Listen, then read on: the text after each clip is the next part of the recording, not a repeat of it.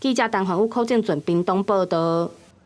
来看宜兰县政府伫初7预告讲，东山河要开放水上5路路，都无船哦 SUP 拢唔免去报备，会当自由落水咯。也毋过伫清水大水门的附近哦，嘛是禁止水上奥多摆甲金蕉船。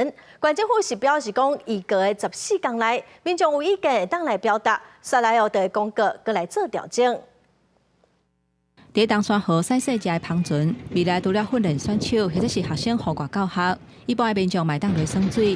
宜兰县府初7预告，东山河要开放水下活动，除了出水泵、水上奥多摆、金蕉船、甲国拖的灌空气的船等有限的活动以外，民众会当自由来耍水。宜兰县政府也根据海洋大学的规划报告转成预告公告听取大家的意见。至于上下水的位置我们希望说未来游客能够注意相关的安全。根据预告的内容，开放的范围包括东山河主要的水流区、新古寮溪回流口到五家水闸门这段，安平溪排水、五股排水、甲平衡排水等等。不过考虑安全问题，东山河五家水闸门前后100公尺，甲流入东山河排水口50公尺的范围内无开放。认识一下这位水域之星枫香树。 游客伫生态绿洲园区内底坐船听导览。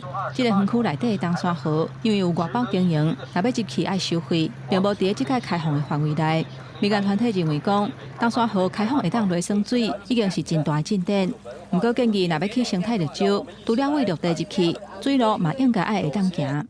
是有提出其他的想法，就是说未来如果能够透过水路的方式进园的话，当然是更好。但是往往还是会有一些，我不小心横跨了，横跨之后刚好遇到可能西式划船，它是背向式的滑动，它可能没有办法去看到它正后方的状况。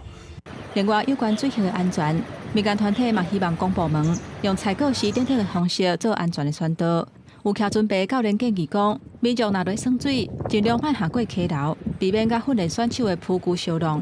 官府表示，预告的14天内开放民众提供意见，经过研议达成共识了后，就会正式公告。记者综合报道。顶礼拜3道2风台伫高雄屏东透14。